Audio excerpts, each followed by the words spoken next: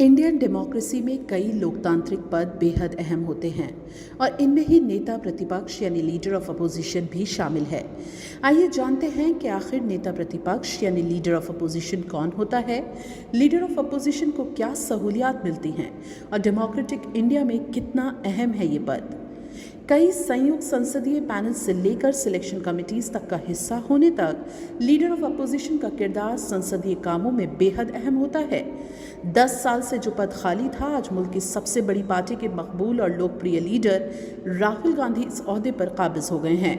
भारतीय लोकतंत्र में लीडर ऑफ अपोजिशन का बहुत अहम रोल होता है, लेकिन क्या आप जानते हैं नेता प्रतिपक्ष यानी लीडर ऑफ अपोजिशन की पावर क्या है, तनख्वाह क्या होती है और क्या कुछ सहूलियात हासिल हैं।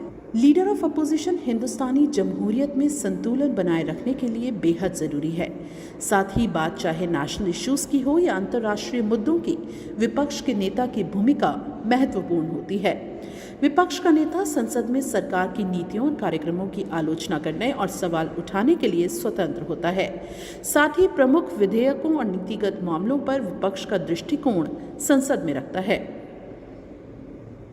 Public accounts committee, select committees जैसे विभिन्न संसदीय समितियों के मेंबर बनने के साथ साथ पार्लियामेंट कमेटीज की जानिब से लिए गए फैसलों में लीडर ऑफ अपोजिशन का अहम रोल होता है।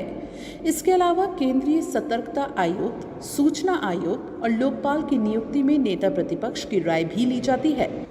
साथ ही ईडी और सीबीआई जैसी केंद्रीय एजेंसियों के प्रमुखों की नियुक्ति में नेता प्रतिपक्ष का रोल अहम होता है। नेता प्रतिपक्ष का पद कैबिनेट मंत्री के समान होता है। दोनों सदनों में विपक्ष के नेता को वर्ष 1977 में वैधानिक मान्यता दी गई थी और वो कैबिनेट मंत्री के बराबर वेतन, भत्ते और अन्य सुविधाओं के हकदार हैं। नेता प्रतिपक्ष की मासिक सैलरी 3,30,000 रुपए होती है। साथ ही कैबिनेट मंत्री स्तर के आवास की सुविधा, ड्राइवर सहित कार जैसी सुविधाएं मिलती हैं। साथ ही जिम्मेदारी निभाने के लिए 14 लोगों का स्टाफ भी होता है।